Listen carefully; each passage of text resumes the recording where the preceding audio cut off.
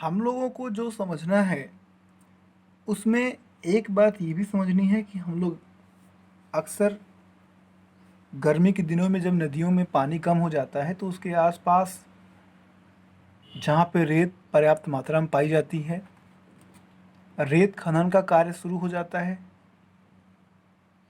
रेत खनन के कारण अगर हम लोग देखें तो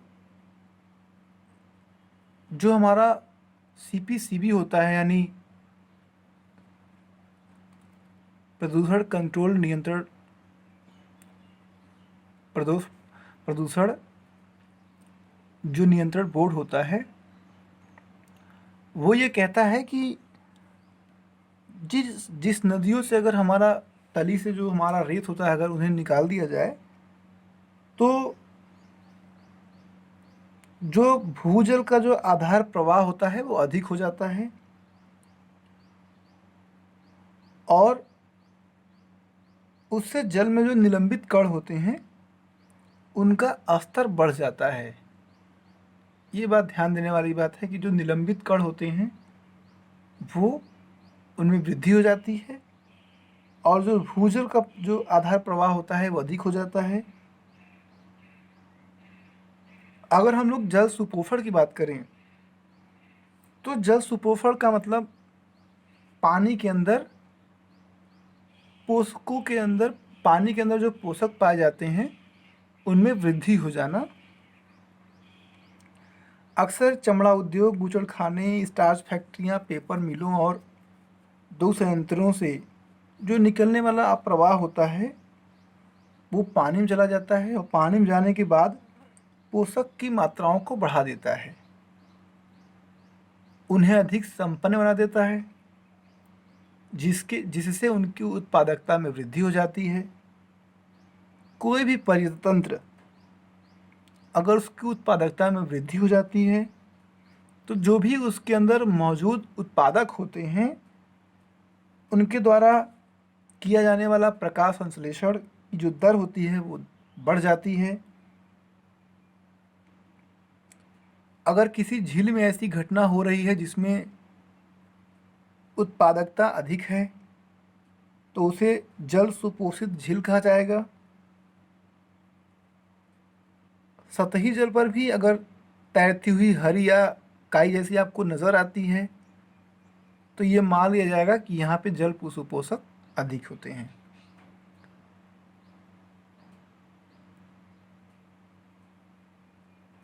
हम लोग खेती में अक्सर जैविक खाद की बात करते हैं जिसमें समुद्री घास का इस्तेमाल होता है जो कि एक खाद के रूप में प्रयोग किया जाता है। यानी अगर हम ये कहें तो जो पोषक होते हैं वो एक उर्वरक की तरह कार्य करते हैं। जैसे शैवाल और अन्य पौधे जो हमारे जैविकी अपशिष्ट होते हैं उनसे पोषकों को दूर करने का काम हमारे जो वायुजीवी जीवाणु होते हैं वो करते हैं। वो जैविकी अपशिष्टों से पोषकों को मुक्त कर देते हैं। अगर हम जलीय पौधों की बात करें जैसे शैवाल, अन्य पौधे जैसे डक बीड हो गया, जलकुमुदिनी हो गया, इनमें बहुत वृद्धि होने लगती है। इनकी वृद्धि को अगर शैवालों में भारी वृद्धि हो रही है तो इनकी वृद्धि को हम लोग शैवाल प्रस्फुटन यानी एल्गल ब्लूम कहा जाता है। और जिसमें ऐसी स्थिति होती है जिसमें जीवाणु सक्रियता अधिक हो जाती है उसमें घुली हुई ऑक्सीजन की मात्रा में खपत अधिक हो जाता है।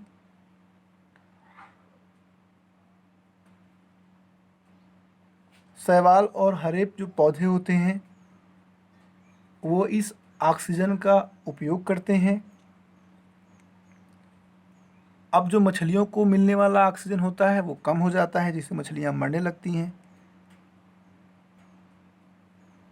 और इससे एक रासायनिक चक्र और जल निकाय का परितंत्र बदल जाता है। यानी कहने का मतलब है कि जैसे जैसे जल में सुपोषण की मात्रा बढ़ती है, उसमें ऑक्सीजन की जो दर होती है उसके कंजप्शन में वृद्धि हो जाती है।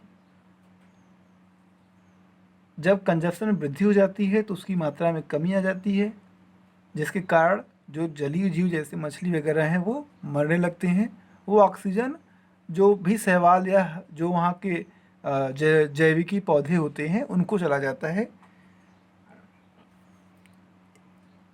प्राकृत में अगर हम बात करें तो एक अल्प पोषित झील को सुपोषित झील बनने में हजारों वर्ष लग जाते हैं, और मानवीय क्रिया के द्वारा इसमें बहुत तेजी से वृद्धि हुई है। अगर हम लोग अब बात करें तो उसमें ताप प्रदूषण की बात करते हैं। ताप प्रदूषण का जो मुख्य स्रोत होता है उसमें थर्मल पावर प्लांट, यानी जहाँ से भी ताप जो है निकल रहा है, जहाँ से भी ऊष्मा निकल रहा है। अब इसको समझते हैं। किसी भी जल में ताप प्रदूषण तब होता है जब वायुमंडल की वायु का तापमान बढ़ जाए या घट जाए। ये ध्यान देने वाला विषय है कि किसी भी जल के अंदर अगर ताप प्रदूषण हो रहा है तो ये तभी होगा जब उसके अंदर वायु का जो तापमान है वो या तो बढ़ जाए या तो घट जाए। इस कारण उस क्षेत्र का जो तापमान होता है वो सामान्य स्तर से हट जाता है। अगर हम बात करें तो जो हमारा वायु का तापमान होता है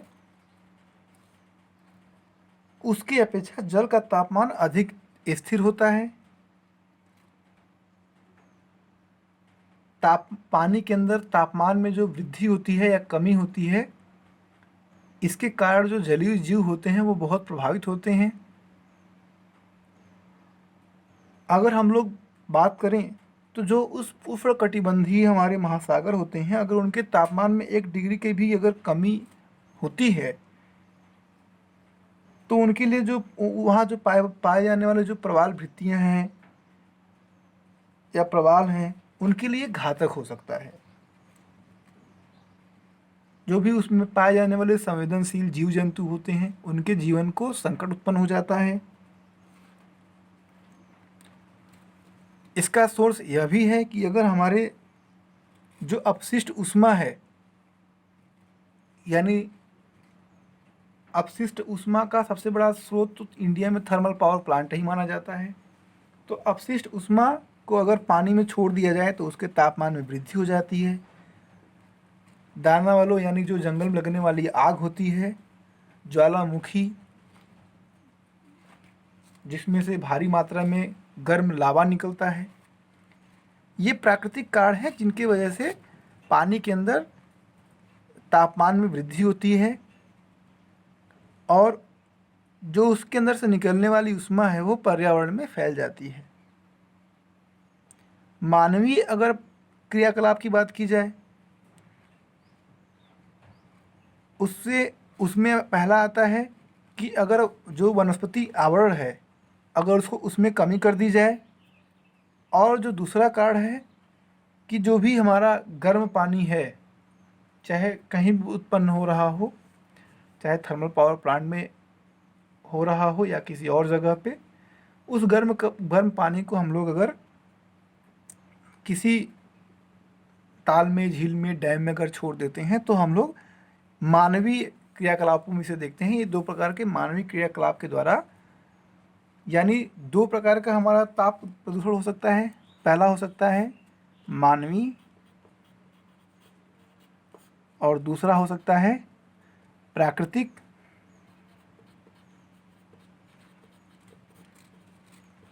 प्राकृतिक में आता है ज्वालामुखी,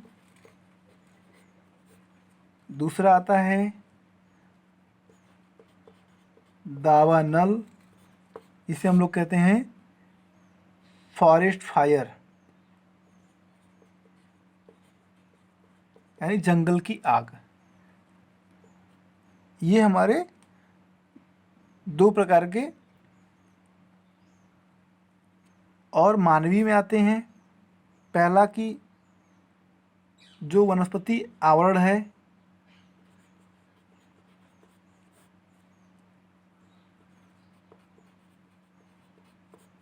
इनमें अगर कमी हो जाए,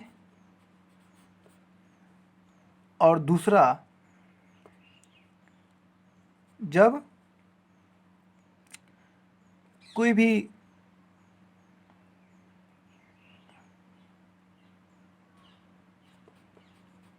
गर्म जल वो किसी झील में या बांध में छोड़ दिया जाए। इस प्रकार से हमारा ये दो प्रकार के थर्मल पावर प्लांट से निकलने वाला जो गर्म जल होता है उसको हम लोग अक्सर पानी में छोड़ देते हैं।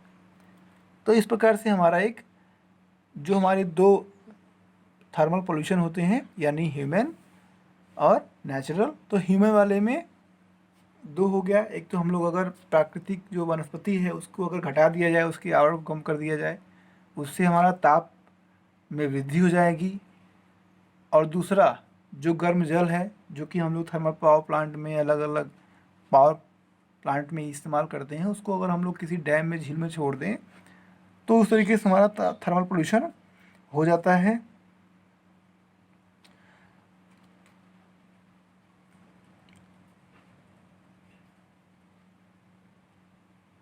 अगर किसी स्थान में, चाहे झील हो चाहे बांध हो, अगर इसमें गर्म जल अगर हमारा पहुंच जाता है तो उस निकाय का तापमान बदल जाता है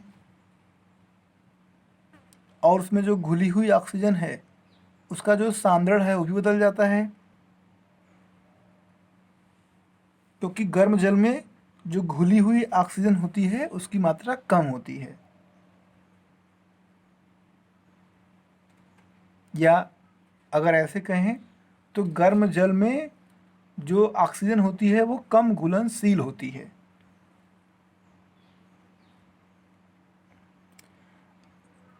अगर हम लोग कुछ आगे कहें तो झीलों के अंदर जो मछलियाँ पाई जाती हैं वो जहाँ पे गर्म जल होता है वहाँ से दूर हट जाती हैं। अगर सामान्य से 1 से 5 डिग्री भी ऊपर तापमान चला जाए तो मछलियों के लिए संकट उत्पन्न हो सकता है। अगर हम लोग मछलियों की क्षमता की बात करें तो नदियों में जो मछलियाँ होती हैं वो 3 डिग्री सेल्सियस तापमान वृद्धि को सह सकती हैं। तापमान बढ़ने के कारण मछलियों में तनाव आ जाता है, वो इधर उधर भागने लगती हैं, जिसके कारण जो भी परभक्षी होते हैं उनको पकड़ लेते हैं और उनको मार डालते हैं। इस तरीके से तापमान जो वृद्धि यानी थर्मल पोल्यूशन है ये हमारे जल प्रदूषण को बढ़ा देता है। अगर हम लोग गुणवत्ता की बात करें तो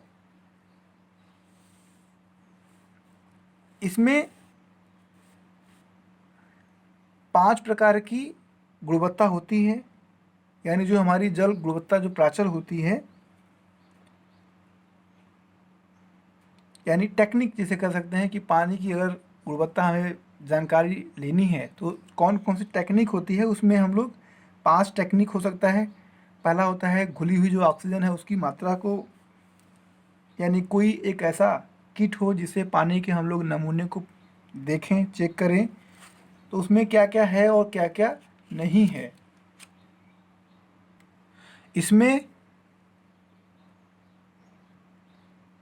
इसमें अगर हम लोग बात करें पहले घुली हुई ऑक्सीजन की, तो घुली हुई ऑक्सीजन जिसे हम लोग डिज़ोल्व ऑक्सीजन कहते हैं, डिज़ोल्व ऑक्सीजन कहते हैं। अगर इसे कहें तो जल स्रोत के जल में घुली हुई ऑक्सीजन की मात्रा को दर्शाता है, यानी किसी जल स्रोत में कितना ऑक्सीजन घुला हुआ है इसकी मात्रा को डिजॉल्व ऑक्सीजन दर्शाता है। अगर किसी जल में घुली हुई ऑक्सीजन की मात्रा यदि अधिक है तो उसकी गुणवत्ता अच्छी मानी जाएगी। अगर किसी भी जल में घुली हुई जो ऑक्सीजन है उसका जो सांद्रण है अगर वो निम्न है तो इसका मतलब ये हुआ कि पानी के अंदर जो जैविकी अपशिष्ट हैं उनकी मात्रा में वृद्धि हो गई है और जल जैविक रूप से प्रदूषित हो गया है। दूसरा आता है जिसे हम लोग जैविकीय ऑक्सीजन मांग कहते हैं, यानी बायोकेमिकल या बायोलॉजिकल ऑक्सीजन डिमांड होता है। जैविकी जिसे कहते हैं बायोलॉजिकल ऑक्सीजन डिमांड। तो बायोलॉजिकल ऑक्सीजन डिमांड होता है, अगर इसकी बात करें तो ये पानी के उस माप की बात करता है जिसमें जीवाणुओं और सूक्ष्म जीवों के जो विविध प्रकार होते हैं उनके विघटन के लिए कितना ऑक्सीजन उनको चाहिए। जैसे कि जलमल, मृत पादप पत्तियाँ, घास की पत्तियाँ, भोजन अपशिष्टों के विघटन के लिए कितना ऑक्सीजन चाहिए, ये कैसे तय होगा? बीयूडी से, बायोलॉजिकल ऑक्सीजन डिमांड। यानी अगर पानी में कोई भी खरपतवार, पत्ती, घास फूस ये जो भी जलमल पड़ा हुआ है उसको विघटित होने के लिए कितना ऑक्सीजन चाहिए, ये बीओडी तय करता है। इसे हम लोग बीओडी का मान, अगर किसी जल के स्रोत के अंदर जैविक अपशिष्टों की मात्रा अधिक है तो उसमें जीवाणु की संख्या ज़्यादा होगी, और जब जीवाणु की संख्या ज़्यादा होगी इसका मतलब ऑक्सीजन की डिमांड ज़्यादा होगी। इस तरीके से हम कह सकते हैं कि प्रदूषित जो दशा होती है उसमें ऑक्सीजन की मांग ज़्यादा होती है, और अगर बीओडी की मान अगर अधिक है तो उसमें जो डीओ है, डिजॉल्व ऑक्सीजन है, उसके स्तर में कमी पाई जाएगी। यानी अगर बीओडी के मान में अधिकता है तो डीओ के मान में कमी होगी, क्योंकि बीओडी मतलब बायोलॉजिकल ऑक्सीजन डिमांड, यानी उसमें जीवों की संख्या ज़्यादा है, वो ऑक्सीजन की मात्रा ज़्यादा चाहते हैं। और डीओ मतलब डिजॉल्व ऑक्सीजन, यानी घुली हुई ऑक्सीजन। जब घुली हुई ऑक्सीजन कम हो जाएगी यानी डीओ की मान में कमी होगी, इसका मतलब बीओडी के मान में वृद्धि होगी। तीसरा आता है रासायनिक ऑक्सीजन डिमांड, जिसको सीओडी कहा जाता है। ये ऑक्सीजन की वह मात्रा होती है जो अपशिष्ट जल के भीतर मौजूद कार्बनिक रासायनिक यौगिकों के निम्नीकरण और विघटन के लिए चाहिए। अगर किसी जल निकाय में किसी रासायनिक फैक्ट्री से निकलने वाला बहिस्राव पहुंचता है तो उसके अंदर सीओडी के मान में वृद्धि हो जाती है। चौथा आता है सर्वाधिक संभाव्य संख्या, यानी एमएनपी। एमएनपी को कहते हैं most probable number. Most probable number, ये मोस्ट प्रोबेबल नंबर होता क्या है? जैसे हम लोग जानते हैं कि जो भी जल होता है अगर उसमें जैविकी प्रदूषण है तो उसमें जीवाणु पाए जाएंगे। अगर उसमें जीवाणुओं की बात करें तो ई कोलाई, उसमें अगर हम बात करें तो ई कोली तथा ऐसे अब बहुत सारे जीवाणुओं की भारी मात्रा पाई जाती है। ऐसे बहुत सारे जीवाणुओं की भारी मात्रा पाई जाती है। एमएनपी एक टेस्ट होता है जिसके कारण या जिसकी सहायता से ई कोलाई और कोली स्वरूप जो जीव होते हैं उनकी पहचान किया जाता है। उन्हें गिनने में मदद मिलती है, यानी कितने जीवाणु इसमें हैं या कितनी संख्या इस जल में है जो कि जैविकी अपशिष्ट है या जो जैविकी प्रदूषित जल है उसमें जीवाणुओं की कितनी संख्या है, इसको MNP यानी मोस्ट प्रोबेबल नंबर की सहायता से गिना जा सकता है।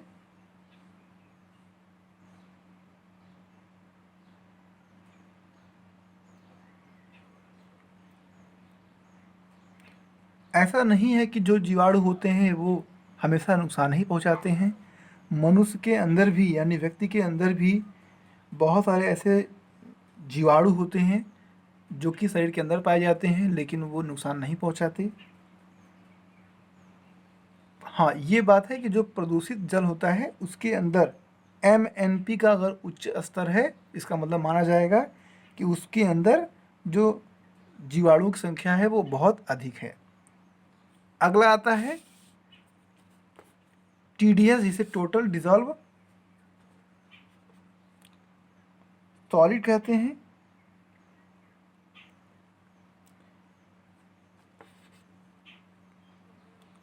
कभी भी किसी भी जल में अगर घुली हुई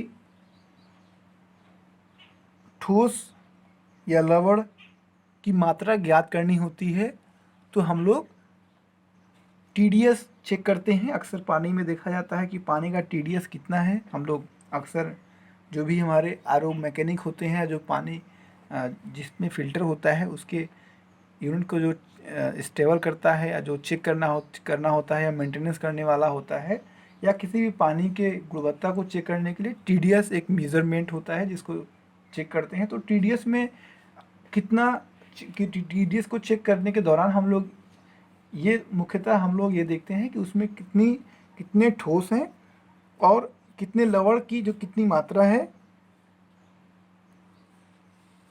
और उसकी मात्रा को मेज़र किया जाता है, मापा जाता है। उसमें जो कुछ जल की गुणवत्ता को कम कर देते हैं या गिरा देते हैं, जिसमें कैल्शियम हो सकता है, फास्फोरस हो सकता है, आयरन सल्फेट हो सकता है, कार्बोनेट हो सकता है, नाइट्रेट हो सकता है, क्लोराइड्स हो सकते हैं या अनलवण हो सकते हैं या भारुद धातुएं भी इस श्रेणी में आती हैं। अगर किसी जल की गुणवत्ता यानी TDS में अगर अधिकता पाई जाती है यानी TDS की मात्रा अगर अधिक है तो ये माना जाएगा कि जो पानी की गुणवत्ता है वो कम है या पानी की जो क्वालिटी है वो अच्छा नहीं है। इस तरीके से हम लोग अगर देखें तो हम लोगों ने पूरे लेक्चर के दौरान जल को समझा, जल संसाधन को समझा, फिर जल प्रदूषण को समझा, फिर कैसे बच सकते हैं इसको भी समझा और इसके महत्व को भी हम लोग समझे। अगले लेक्चर में हम लोग देखेंगे कि जो वन संसाधन है उसकी क्या महत्व है, वो हमारे लिए क्यों महत्वपूर्ण है और हम लोग उसके विषय में बहुत सारे विषयों पर चर्चा करेंगे।